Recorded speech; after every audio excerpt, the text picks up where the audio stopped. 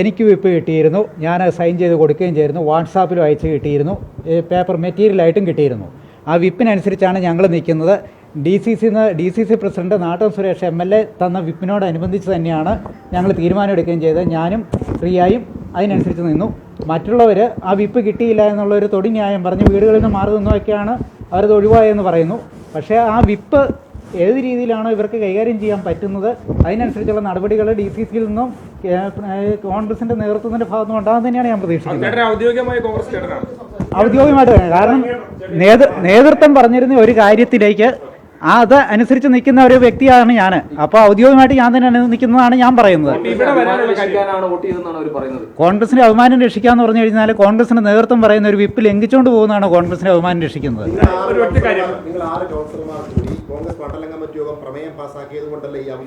അതിൻ്റെ അകത്ത് തന്നെ ഞങ്ങൾ അത് എല്ലാവരും കൂടി വിളിച്ചു വരുത്തുകയും ചെയ്തു. ഞങ്ങൾ ഞാൻ അതിൻ്റെ അകത്ത് വിരുദ്ധാഭിപ്രായം പറഞ്ഞു. പലരും അതിൻ്റെ അകത്ത് വിരുദ്ധാഭിപ്രായം പറഞ്ഞവരുണ്ട്. അത് പൊതുവായ ഒരു കാര്യം വരുമ്പോൾ എല്ലാവരും അതിൻ്റെ അകത്ത് ഒപ്പിടും. പക്ഷേ അത് ഒരു മണ്ഡലം കമ്മിറ്റിക്ക് നമ്മളെ സംബന്ധിച്ചിടത്തോളം ഒരു മണ്ഡലം കമ്മിറ്റിക്ക് എന്തുകൊണ്ട് പിൻവലിക്കുക എന്ന് പറഞ്ഞുകൊണ്ട് ഒരു പ്രമേയം പാസ്സാക്കിക്കൊണ്ട് പോകാൻ പറ്റില്ല. അത് നമുക്ക് DCC യിലേക്കോ ഉള്ള കമ്മിറ്റികളിലേക്കോ ഒരു നിർദ്ദേശം കൊടുക്കുക. അതിനനുസരിച്ച് ഒരു തീരുമാനം അവർ പറയുന്ന തീരുമാനം വേണം നമ്മൾ എടുക്കാൻ. പ്രധാനപ്പെട്ട കാര്യമുള്ളത് അതായത് അങ്ങനെ ഒരു തീരുമാനമെടുത്തു. പാർട്ടി വിപ്പ് പറഞ്ഞതനുസരിച്ച് കാര്യങ്ങൾ ഈ പങ്കെടുത്തില്ല. പക്ഷെ അതിനുശേഷം ഇവിടെ വരുന്നത് ഈ സ്ഥലത്ത് വരുന്നത് ഇവരോടൊപ്പം നിൽക്കുന്നത് ഒരു രാഷ്ട്രീയമായ തീരുമാനമാണല്ലോ.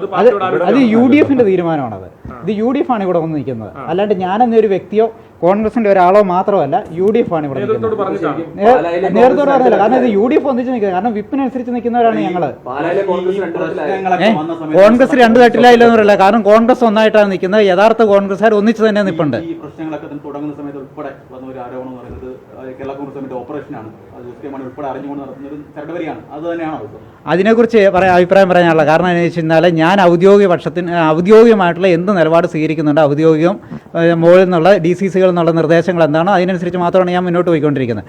വേറൊരു വ്യക്തികളുമായിട്ടോ ഒരു പാർട്ടിയായിട്ടോ ഞാനിൻ്റെ അടുത്ത് ചർച്ച ചെയ്യാൻ പോയിട്ടില്ല. അതുകൊണ്ട് ആരെങ്കിലും ചർച്ച നടത്തിയിട്ടുണ്ടോ ഇല്ലയോ എന്നുള്ളതൊന്നും എനിക്കറിയാവുന്ന കാര്യങ്ങളുമല്ല. ഒരു കാര്യം കോൺഗ്രസ് കൗൺസിലർമാർക്ക് അവിടെ പ്രവർത്തിക്കാൻ പറ്റാത്തൊരു സാഹചര്യമായിരുന്നു.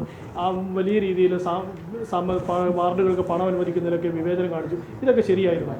എന്നെ സംബന്ധിച്ചിടത്തോളം ഈ പറഞ്ഞ ഈ ആരോപണം പൂർണ്ണമായിട്ടും തെറ്റെന്ന് തന്നെ എനിക്ക് പറയേണ്ടി വരും. കാരണം എനിക്ക് അവിടുന്ന് 100% എനിക്ക് കിട്ടേണ്ട എല്ലാ കാര്യങ്ങളും കിട്ടിയിട്ടുണ്ട്. ഈ പണം അനുവദിച്ചതിൻ്റെ അകത്ത് വിവേചനം ഒരിക്കലും പറയാൻ പറ്റത്തില്ല. കാരണം അത് കൃത്യമായിട്ട് എല്ലാവർക്കും ഒരേ പാറ്റേണിൽ തന്നെയാണ് പണം അനുവദിച്ച് പോയിരുന്നത്. പിന്നെ ഏതെങ്കിലും പുതിയ പദ്ധതികളോ കാര്യങ്ങളോ കൂടുതലായിട്ടൊരു വാർഡിലേക്ക് ഉണ്ടെങ്കിൽ അതിന് കൂടുതൽ ഫണ്ടുകൾ ചിലപ്പം വന്നിരിക്കും. അത് മറ്റ് സ്കീമുകളുടെ ആയിരിക്കും വരുന്നത്.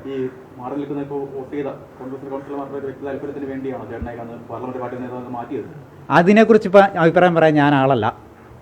കാരണം അത് നേതൃത്വം തീരുമാനിക്കേണ്ട കാര്യങ്ങളാണ്.